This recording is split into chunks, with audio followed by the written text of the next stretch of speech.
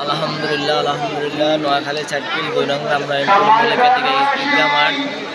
প্রিয় মুসলিয়ানে কেরাম, আমরা যথাসময়ে নামাজ পড়তাম, কিন্তু আপনাদের এখনো বিলম্ব দেখে একটু অপেক্ষা করতেছি সবাই যেন জামাতটা শরীক হতে পারে। আপনারা কি সবাই একমত আছেন ইনশাআল্লাহ?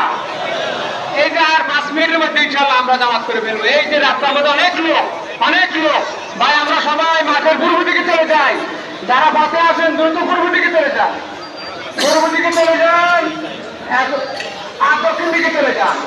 আর আমরা সব জোড়া করেছি যে রং দিয়েছি রং বরাবর দাঁড়াবেন, নষ্ট করিয়েন না, ঠিক আছে?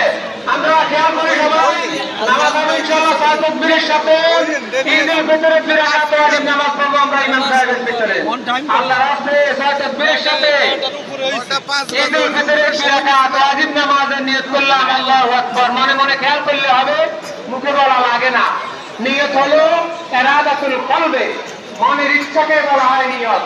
মুখে বলতে পারলে ভালো কথা, না বলতে পারলে অসুবিধা নাই। তাহলে আমরা আস্তে আস্তে সব সোজা করি ভাই, সবাই সব সোজা করি, বলে দিচ্ছি সব সোজা করি আমরা সবাই।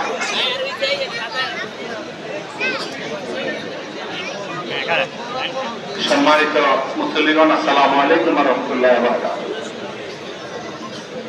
আপনারা জানেন এটা প্রাচীনতম একটা ঈদগাহ।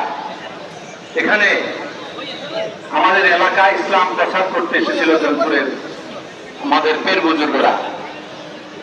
তারা আমাদের এখানে ইসলাম প্রচার করার কারণে আজকে নোয়াখালী ইসলামের দিক থেকে এতখানি আগে আছে। এখানে এখন ওনাদের উত্তরসূরিরা আমাদের এখানে আমাদেরকে নামাজ পড়া ইমামতি করে, তো ওনাদের সম্মান আমাদের কাছে অনেক বেশি।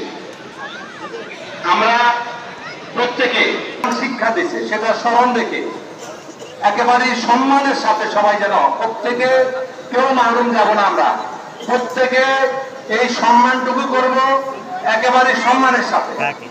এই হাতিয়াটা আমরা অত্যন্ত সম্মানের সাথে সবাই দিব, কেউ মাহরুম যাবে না। আমাদের উত্তর গেটে থাকবে মন্নান খান এবং সেলিম পাটোয়ারি, ওনারা ওখানে কালেকশন করবে। মাঝখানের গেটে থাকবে টিপু এবং